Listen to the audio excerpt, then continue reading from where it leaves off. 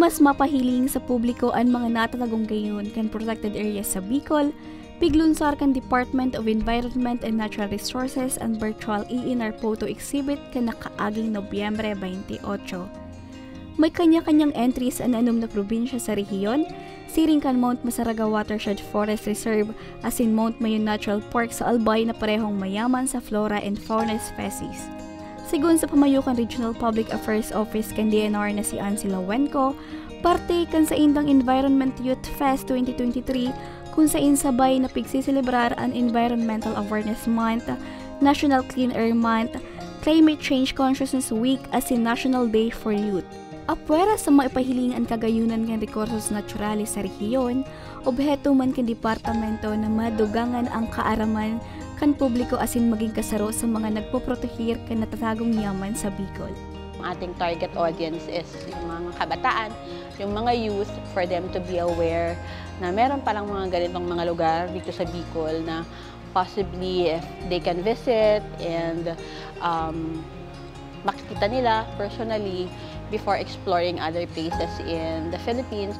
Apwera kan duwang protected area sa Albay, may 17 pang protected area sa Bicol, arog kan Bulusan Natural Park, Mount Isarog Natural Park sa Camarines Sur, Lagonoy Natural Biotic Area, Abasig Matukdon, Mananap Natural Biotic Area, asin iba pa.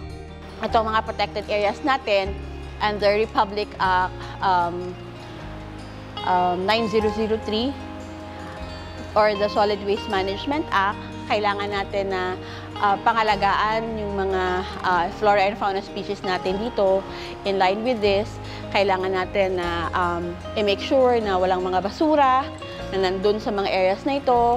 Wala tayong, pag nagbisita tayo sa mga areas ito, wala tayong iiwan ng mga basura which can hamper or deter yung lives ng mga flora and fauna species natin. Tampok ang mga protected areas na ini sa Facebook page kan DNR Bicol, sundo ngunya na aldaw. In behalf po ng aming Regional Executive Director, si Red Toto Emilia, inaanyayahan po namin lahat ng ating mga netizens to like and to share yung ating virtual photo exhibit because naniniwala po kami na lahat tayo ay tungkulin natin na pangalagaan, protektahan at i-manage ang ating mga natural resources because sabi nga po ng isang author, we only have one home and we all have to protect it para po ma-enjoy pa siya ng mga generations next who are yet to come. Apwera sa exhibit, kabang-abang man ang ikukondeser na green dates as in Rainbow Cyclers kan DNR Bicol, mantang tutungkusan man ang ikukondeser na kwentong kapwaligiran and iba pang importanteng kaaraman dapat sa rekursos naturales. Para sa mga baretang tatak Bicol, Regine Buey.